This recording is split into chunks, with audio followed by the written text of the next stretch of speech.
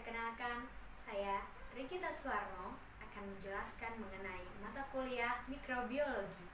Silahkan disimak video berikut ini. Mikrobiologi adalah ilmu yang mempelajari mengenai mikroorganisme yang hidup dan hanya dapat dilihat dengan menggunakan mikroskop. Contohnya ada bakteri, ada fungi, alga mikroskopis, protozoa, dan archaea. Mikrobiologi dianggap penting saat mikroskop muncul pada bidang biologi oleh Louis Pasteur yang menjelaskan mengenai proses pembuatan fermentasi wine dan adanya vaksin rabies. Tokoh mikrobiologi lingkungan ada dua. Yang pertama adalah Martinus Beijing pada tahun 1851 sampai dengan 1931 dengan teknik kultur pengkayaan. Martinus adalah seorang profesor berkebangsaan Belanda. Pada teknik ini, mikroorganisme diisolasi dari alam dan ditumbuhkan di laboratorium dengan manipulasi nutrisi dan inkubasi. Yang kedua adalah Sergei Vinogradski pada tahun 1856 sampai dengan 1953 dengan konsep chemonitrotrofi.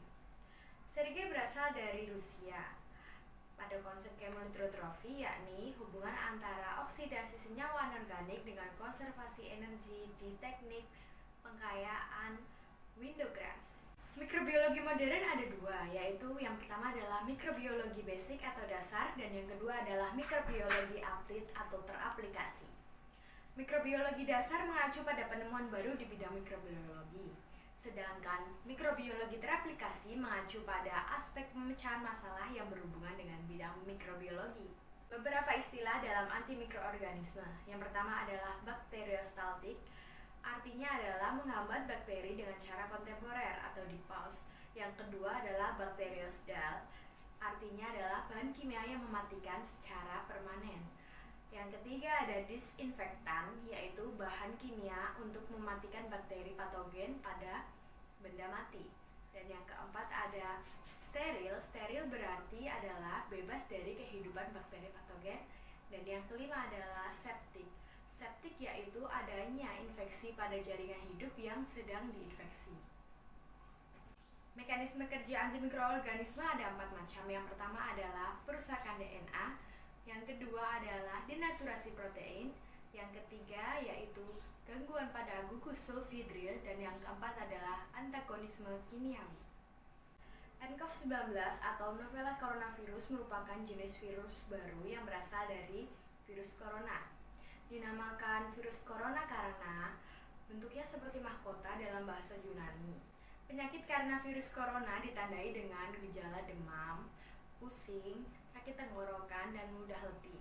Cara penanggulangan untuk penyakit coronavirus yang pertama adalah cuci tangan pakai sabun, yang kedua pakai masker bila keluar rumah, yang ketiga ada social distancing, dan yang keempat adalah pola hidup sehat. Ruang lingkup mikrobiologi ada 4. Yang pertama adalah taksonomi, yang kedua adalah habitat, yang ketiga adalah problema dasar, dan yang keempat adalah problema terapan. Kedudukan mikroba dalam kehidupan. Ada 3 jasad hidup berdasarkan struktur sel dan evolusi atau SSE dibagi menjadi 1. Archaea, yang kedua adalah bakteri, yang ketiga adalah eukarya atau eukariot. Dalam eukariot terdapat 4 dunia. Yang pertama ada fungi, yang kedua ada protista, yang ketiga ada plantae, dan yang keempat ada animalia. Klasifikasi mikroba. Yang pertama ada bakteri. Merupakan organisme yang tidak memiliki membran inti dan inti sel hanya di dalam sitoplasma dengan kekentalan yang berbeda. Ukuran diameter antara 500 sampai dengan 750 nm dan panjang 1000 sampai dengan 6000 nm. Uniseluler, dinding sel tegar, memperbanyak diri dengan pembelahan biner. Beberapa jenis bergerak dengan flagel. Bentuk-bentuk bakteri yang pertama adalah kokus atau bulat, yang kedua ada basil atau batang, yang ketiga adalah batang bekok, dan yang keempat adalah spiral. Kedua ada algae, merupakan produsen primer suatu ekosistem akuatik, berfungsi sebagai pakan alami ikan dan bioindikator pencemaran perairan. Memiliki sifat uniseluler, filamen, dan koloni. Berkembang biak secara aseksual. bersifat juga sebagai planktonik, bentik, dan periferik. Mie atau jamur merupakan dekomposer bahan organik dalam ekosistem akuatik. Berfungsi sebagai pengurai utama bahan yang mengandung selulosa dan lignin atau jaringan tanaman dan kitin atau jaringan insekta. Bereproduksi dengan spora, tunas, pembelahan sel, atau fragmentasi talus. Yang keempat ada protozoa sebagai bioindikator dan pengendalian pencemaran perairan atau bioremediasi. Contohnya ada Bodo spp, Stentor spp, Calpidium spp. Sebagai parasit ikan, contohnya yaitu Trisodina spp. Yang kelima, virus merupakan agen infeksi non-seluler dalam suatu ekosistem akuatik yang hanya dapat melakukan multiplikasi di dalam sel inang. Memiliki ciri sebagai berikut. Berukuran sangat kecil dan bervariasi antara 18 sampai dengan 200 nm dan bersifat parasit obligat. Metode dalam mikrobiologi. Yang pertama ada sterilisasi. Secara fisik ada 3. Yang pertama adalah pemanasan basah seperti autoklav, tindalisasi, dan pasteurisasi. Yang kedua pemanasan kering, ada oven dan pembakaran. Yang ketiga ada penyinaran dengan gelombang pendek.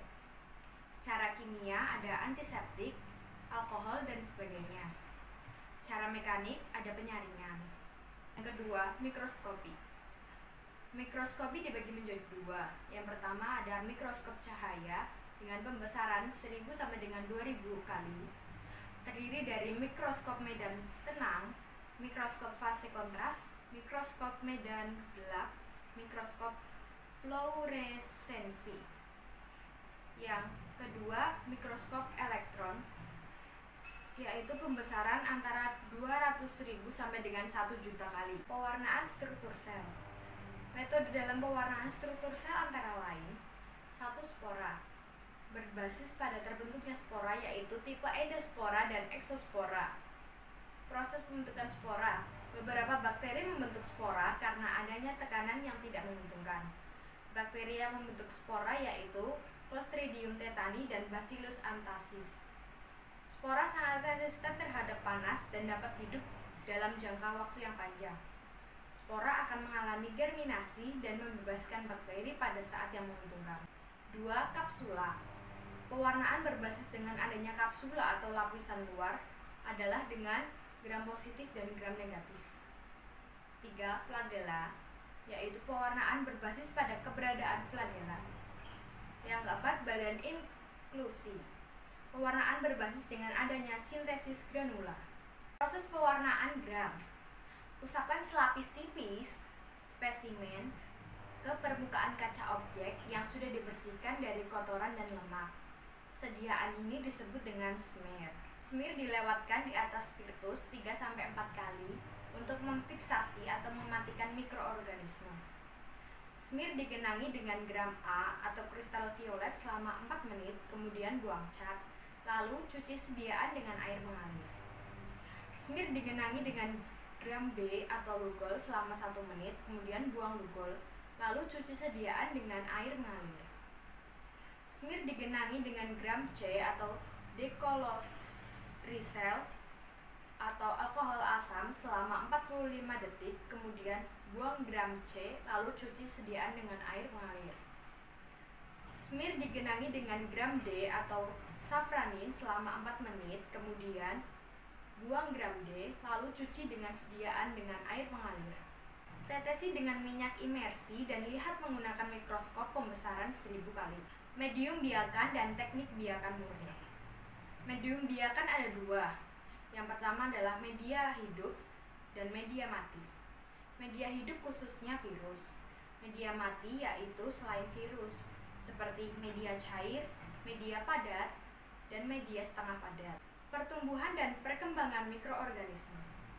Pengertian pertumbuhan yaitu pertumbuhan adalah pertambahan secara teratur semua komponen dalam sel hidup. Faktor-faktor yang mempengaruhi pertumbuhan ada 5. Pertama, tersedianya nutrien. 2. Tersedianya air, suhu, dan pH. Yang ketiga, tersedianya oksigen. Yang keempat, adanya zat penghambat. Yang kelima, adanya jasa teknik lain. Kurva pertumbuhan bakteri. Sel bakteri ditumbuhkan lalu diinkubasi dalam kondisi optimum untuk pertumbuhan. Pertumbuhan mikroba dalam kultur memiliki kurva berbentuk genta. Sekian penjelasan saya mengenai mata kuliah mikrobiologi. Terima kasih dan wassalamualaikum.